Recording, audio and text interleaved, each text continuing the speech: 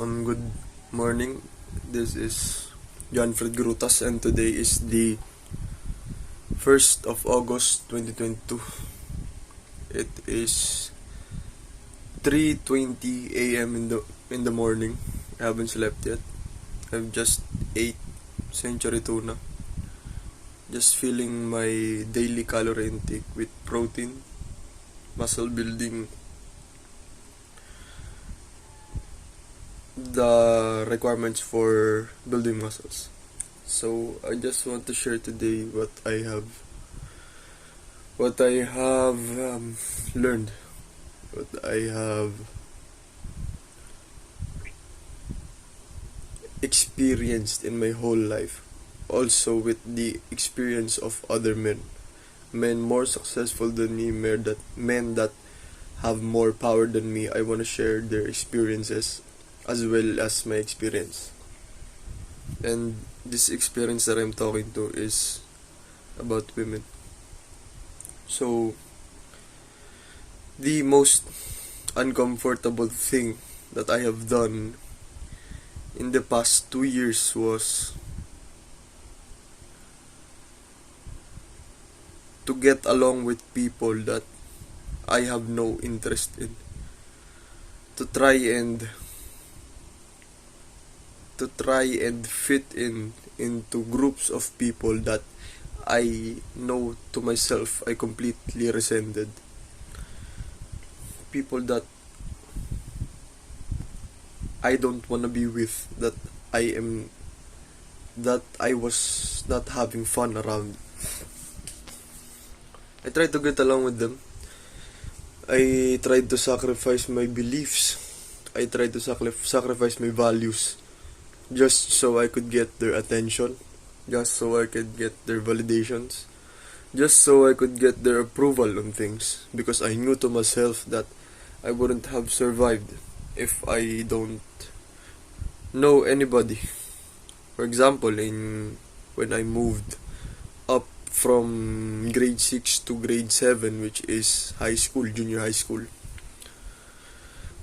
In the first year, I realized that my old behaviors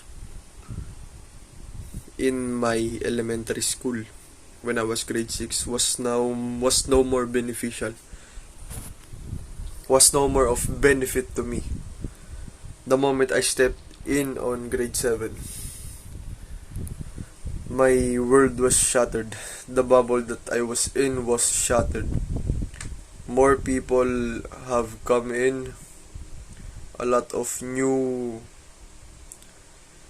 cultures have been showing up. A lot of personalities, a lot of people with different beliefs, values, traditions. My life got diversified the moment I stepped in junior high school. So, in order to survive, what did I do? I tried to blend in. I tried to sacrifice some of my values, my beliefs.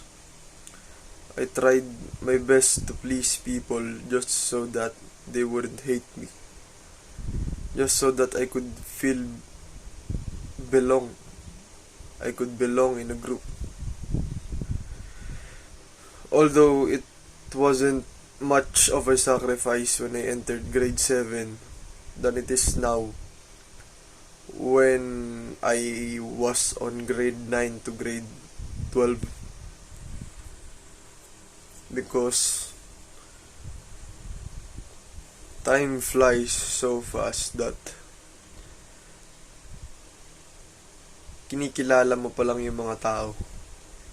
You're just getting familiarized with the people around you, and then suddenly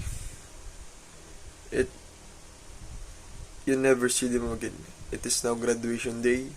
It is now moving up, and you never see them again.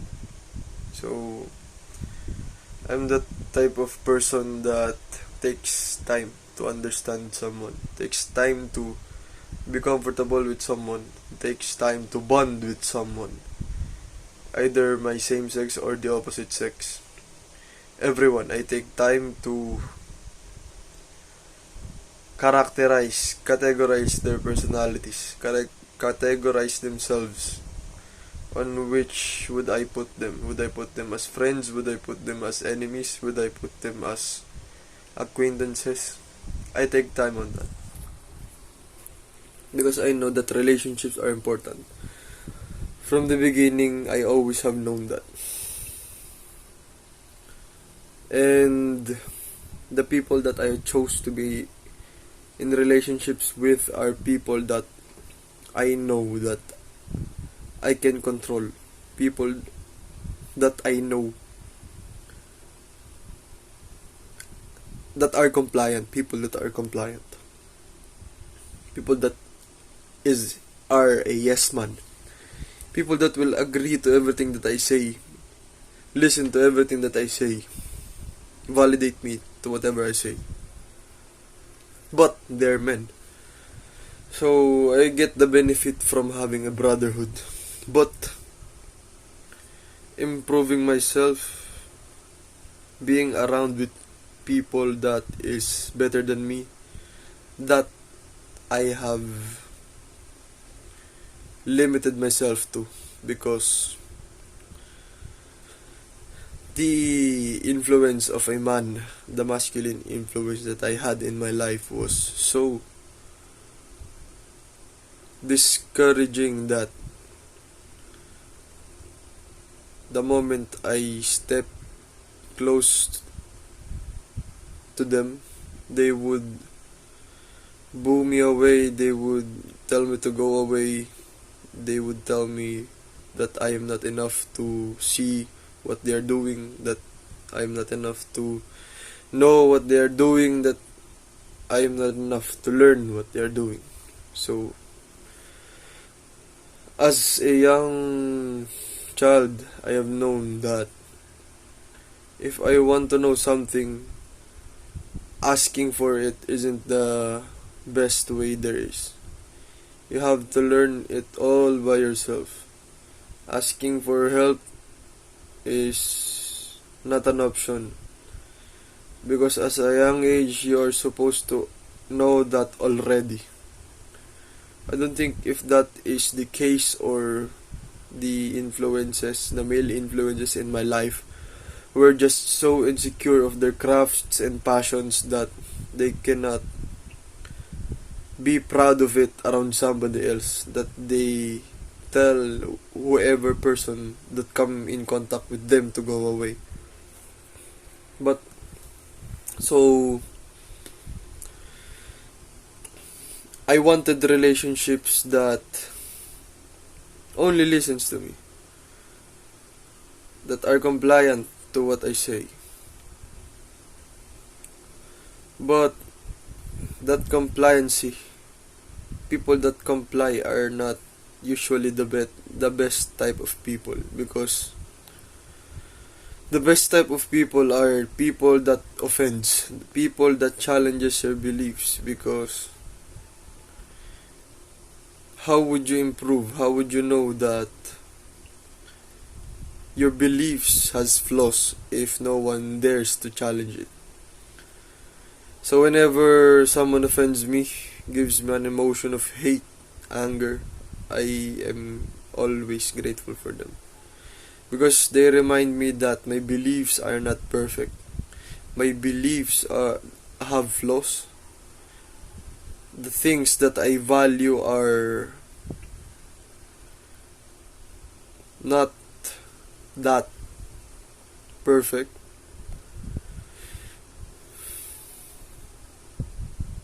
So I'm always grateful for them.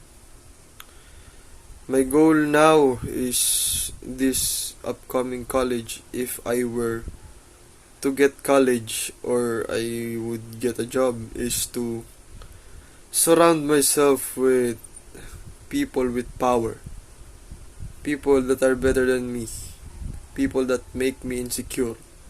That is my goal right now. As much as possible, men that can fight, men that are violent, men that are traditionally masculine. those kind of men, dangerous men, because that is what I want to be. That is where I'm placing myself to be. I want to challenge my beliefs. I want to correct the programming I was programmed as a child, because I know that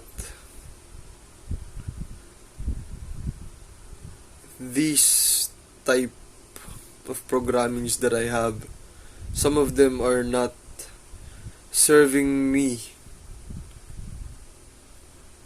and but being detrimental to me, like putting women on a pedestal, not being assertive, not being physically capable, not being